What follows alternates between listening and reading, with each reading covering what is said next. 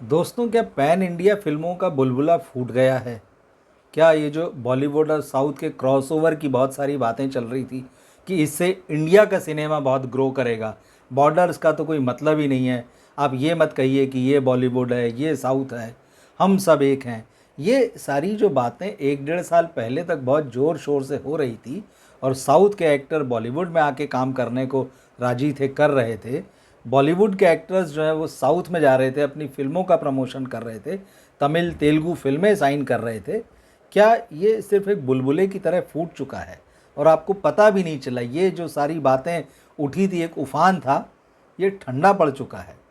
आज की स्थिति में बिल्कुल यही लग रहा है, क्योंकि ना तो साउथ के हीरो यहाँ आकर चल पा रहे हैं, ना यहाँ से जो बॉलीवुड के हीरो साउथ में गए हैं उनकी फिल्में चल पा रही है। और ऐसा हो क्यों रहा है, इस वीडियो में हम इसी बात पर बात करेंगे। सबसे ताज़ा मामला वार 2 का है। आप देख लीजिए, बहुत धूमधाम से 2 साल से इस बात की चर्चा थी कि वार 2 आएगी, उसमें ऋतिक रोशन होंगे, साउथ से जूनियर एनटीआर आ रहे हैं और साउथ और बॉलीवुड का जो मेल होगा वो बॉक्स ऑफिस पर जाने कितने हज़ार करोड़ रुपए का बिजनेस करेगा। हज़ार हज़ार करोड़ रुपए की खबरें छपी थी कि भाई ये फिल्म तो इतना रिकॉर्ड तोड़ेगी, और शाहरुख खान की फिल्मों ने जो रिकॉर्ड बनाए थे 2 साल पहले उनको ध्वस्त कर दी। नतीजा आज देख लीजिए सामने क्या है। ये फिल्म ध्वस्त हो चुकी है, प्रोड्यूसर को घाटा हो चुका है, और जो साउथ में जिन्होंने इस फिल्म को डिस्ट्रीब्यूट किया था उस व्यक्ति को जो घाटा हो रहा है, तो YRF यशराज फिल्म्स जो है उसका घाटा पूरा करने के लिए रकम लौटाएगा। अब ये सिर्फ एकमात्र उदाहरण नहीं है, साउथ से भी ऐसे उदाहरण आ रहे हैं। आप देखिए, प्रभास को पैन इंडिया स्टार बनाने की कितनी सारी PR एक्सरसाइज हुई, प्रभास नहीं बन सके। एक के बाद एक उनकी साउथ में जो फिल्में वो कर रहे थे और हिंदी में डब होके आ रही थी वो तो फ्लॉप हुई। आदि पुरुष जैसी 700 करोड़ रुपए के बजट की जो फिल्म थी उसने भी बॉक्स ऑफिस पर पानी मांग लिया, ख़त्म हो गई वो फिल्म। बॉलीवुड से जो सितारे साउथ में गए थे उनका हाल जो है वो बहुत ही बुरा रहा। पिछले दिनों एक फिल्म आई कणप्पा, अक्षय कुमार जो हैं उसमें भगवान शिव के रोल में थे, ख़त्म। बॉबी देओल दो दो फिल्मों में नज़र आए, कंगुआ और हरिहर वीर मल्लू। कोई फ़र्क नहीं पड़ा बॉबी देओल के होने से, और साउथ की बड़ी फिल्म थी। ये फिल्म भी जो है बॉक्स ऑफिस पर पानी नहीं मांग पाई। ठग लाइफ जिसमें कमल हसन थे, बॉलीवुड से उसमें अली फजल गए, उस फिल्म का भी कुछ नहीं हुआ, फिल्म बुरी तरह से फ्लॉप हुई। कुछ समय पहले आपको याद होगा, 1.5-2 साल हुआ, जानवी कपूर की भी बड़ी चर्चा थी कि अब चलो बॉलीवुड में उनका किस्मत का सितारा नहीं चमक पा रहा है, साउथ जाएंगी, तेलुगु में चली गई, देवरा की जूनियर NTR के साथ, फिल्म फ्लॉप। अब उसका पार्ट 2 बनेगा कि नहीं बनेगा पता नहीं है। ऐश्वर्या राय बच्चन, पोन्नियन सेल्वन, बड़ी फिल्म 2 पार्ट में बनाई मणिरत्नम ने, फिल्म तो फ्लॉप हुई, लेकिन ऐश्वर्या ना उधर चली और यहाँ जो स्थिति है आज की तारीख में उनके पास फिल्म नहीं है। कल की 2898 AD जो पार्ट 1 उसका आया, दीपिका पादुकोण थी, उनके होने से कोई ख़ास फ़र्क नहीं पड़ा। फिल्म कमाया उसने साउथ में, लेकिन बॉलीवुड में उस तरह से कमाल नहीं। तो ये जो क्रॉसओवर चल रहा था कि साउथ के एक्टर्स को भी लेंगे, बॉलीवुड के भी एक्टर्स को लेंगे, फिल्म बनाएंगे, इससे एक पैन इंडिया सिनेमा बनेगा, और पैन इंडिया सिनेमा जो है वो पूरे भारत का जो सिनेमा कहलाएगा, और वो विश्व पटल पर जो है वो भारत की सिनेमाई इमेज को चमकाएगा। बहुत सारी बातें होने लगी कि नहीं भाई, बॉलीवुड सिर्फ रिप्रेजेंट नहीं करता, लेकिन जैसी तेलुगु जो है वो सिनेमा राजा मौली की वजह से बड़ा हुआ, तो बाहर भी कहा जाने लगा कि नहीं, इंडिया का रियल सिनेमा जो है वो तेलुगु है। तो इससे बॉलीवुड के लोग परेशान होने लगे। कहीं ना कहीं ये सारी जो बातें होने लगी, मगर इसका नतीजा क्या आ रहा है? नतीजा ये आ रहा है कि फिल्में नहीं चल रही, बड़ी बड़ी फिल्में नहीं चल रही हैं।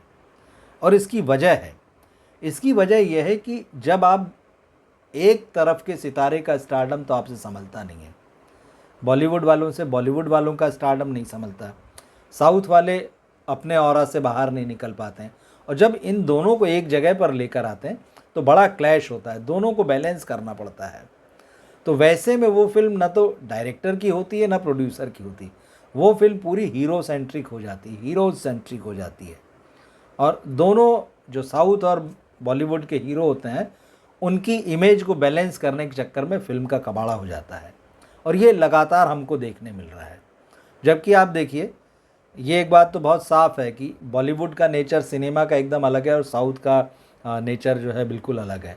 साउथ लार्जर देन लाइफ फिल्में बनाता है और बॉलीवुड में आज की तारीख में सबसे बड़ी कमी यही है कि उसने इस फॉर्मूले को खो दिया है। उसने ऐसी फिल्में बनाने का जो उसके अंदर जो स्किल था वो खो दिया है।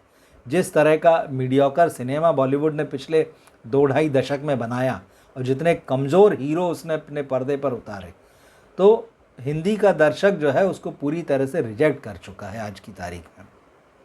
आज की तारीख में सारे हीरो देख लीजिए जो नई जनरेशन के हैं, एक भी हीरो ऐसा नहीं लगता कि यार इसमें कुछ मैनलीनेस है।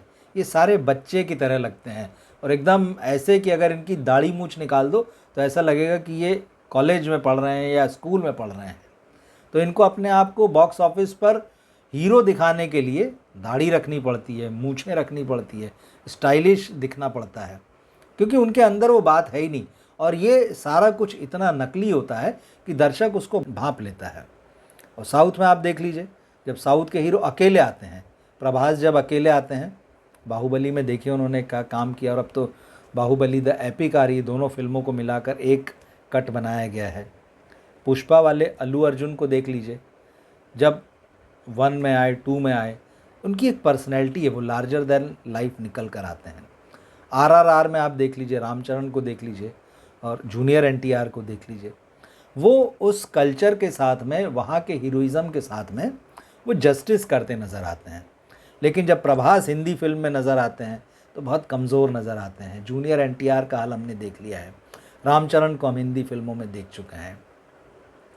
तो दोनों की अपनी अपनी जगह है, अपनी अपनी ज़मीन है, वो वहीं पर जो है ठीक लगते हैं। और इस बात को एक्सेप्ट कर लेना चाहिए कि बॉलीवुड को अभी बहुत कुछ बदलने की ज़रूरत है। ये जो क्रॉसओवर का फॉर्मूला उसने जो सोचा कि चलो ये कुछ काम करेगा, लेकिन साफ साफ दिख रहा है कि बॉलीवुड की जो कोशिशें हैं वो कामयाब नहीं हो रही हैं। और इस चक्कर में, अगर साउथ भी इनके चक्कर में, बहुत सारे लोगों से मैंने सुना है, अगर साउथ वालों ने बॉलीवुड वालों को साथ में लेकर काम करना शुरू किया तो हमने नतीजे देख ही लिए हैं। ये शुरुआती रुझान जैसे हैं, बहुत जल्दी समझ जाना चाहिए इन लोगों को कि भाई हमें अपनी ही टेरिटरी में काम करना है, अपने ही तरीके से। बॉलीवुड के लालच में साउथ के लोग अपना नुकसान करा लेंगे। आप देख लीजिए डायरेक्टर्स ने क्या किया है। मुर्गादास जैसे जो डायरेक्टर हैं वो सलमान खान को लेके फिल्म बनाते हैं, सिकंदर फ्लॉप हो जाते हैं, उस वक्त तो चुप रहते हैं, फिर बाद में कहते हैं कि भाई बात नहीं बनी। इटली शाहरुख खान के साथ चल गए, वो कभी कभी ये चीज़ें हो जाती, लेकिन जब उन्होंने वरुण धवन को लेकर फिल्म बनाई, खुद प्रोड्यूसर थे, उनके असिस्टेंट ने फिल्म डायरेक्ट की, फिल्म का बहुत बुरा हाल हुआ। ये मैच नहीं है। अगर नेचुरली अगर कोई कहानी आती है, नेचुरली अगर आपका कहना चाहिए कि गठजोड़ बनता है, तब तो वो ठीक है, या कभी एक्सपेरिमेंट के रूप में ठीक है कि आप यहाँ आइए, आपके लायक कोई फिल्में आप कीजिए। कभी कमल हासन आए थे, कभी रजनीकांत आए थे, R माधवन आए, उन्होंने अच्छी फिल्में की, तीनों एक्टर बढ़िया। धनुष जैसे एक्टर ने आकर यहाँ फिल्में की, साउथ से बहुत सारे एक्टर्स आए, किया, उन्होंने अपना काम किया। लेकिन ये सोच के कि हम इसका सिनेमा बचा लेंगे, हम उसका सिनेमा बचा लेंगे, या इसके कंधे पे खड़े होकर बड़े दिखने लगेंगे, ये सारी चीज़ें जब भी की जाएंगी तो इससे सिनेमा को तो नुकसान होगा ही होगा, इन एक्टर्स को खुद भी नुकसान होगा। और मुझे लगता है ये बात बहुत जल्दी साउथ के लोगों ने समझना शुरू कर ली है, वो कन्नी काटने लगे हैं, ये बात साफ दिख रही। प्रभास जो है वापस तेलुगु फिल्मों पर अपना ध्यान दे रहे हैं, कंसंट्रेट कर रहे हैं। जूनियर NTR के बारे में भी आ चुका है कि भाई पूरा फोकस अब वो तेलुगु फिल्मों पे करेंगे। रामचरण को हम देख रहे हैं। तो ये जो एक्टर्स हैं, आप साउथ में करते रहिए सिनेमा, आप अपनी ज़मीन मत छोड़िए। और कभी कोई अच्छी स्क्रिप्ट मिलती है, कभी कोई जेन्युइन डायरेक्टर आपको मिलता है, प्रोड्यूसर मिलता है और कहता है नहीं ये कहानी आपके लायक है, आपको करना चाहिए, आप सूट करेंगे, तब आप आइए कीजिए। लेकिन ये कि भाई हम तुम्हारे कंधे पे खड़े हो जाते हैं, तुम हमारे कंधे पे खड़े हो जाओ, इससे बहुत मुश्किल होने वाली है। और जो पैन इंडिया जो है सिनेमा, तो पैन इंडिया ही है।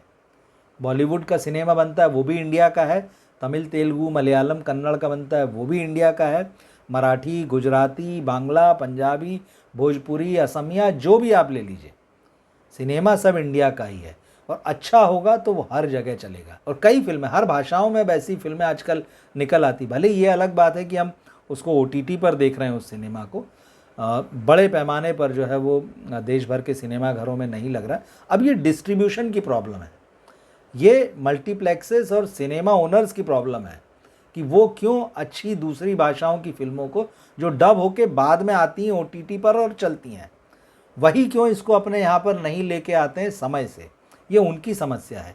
तो सारा ही सिनेमा पैन इंडिया है, लेकिन ये जो है कि एक दूसरे को जो है सपोर्ट करने के नाम पे या एक दूसरे के मार्केट में अपनी पैठ बनाने के नाम पे हम गठबंधन करते हैं और फिल्म बनाते हैं, ये चलने वाला नहीं है। बॉक्स ऑफिस पर इसके संकेत मिलने लगे हैं। कुछ फिल्मों के उदाहरण मैंने आपको गिना भी दिए यहाँ पे, आपको भी जो याद आए तो आप लिखिए। और आप क्या सोचते हैं, क्या वाकई पैन इंडिया का ये बुलबुला फूट चुका है? और अगर नहीं फूटा है तो फिर क्या सावधानियां बरते जाने की ज़रूरत है? क्योंकि क्या गड़बड़ियां होंगी वो तो हमें दिख ही रहा है। कमेंट बॉक्स में आप लिखकर ज़रूर बताइएगा। मिलते हैं फिर हम अगले वीडियो में। नमस्कार।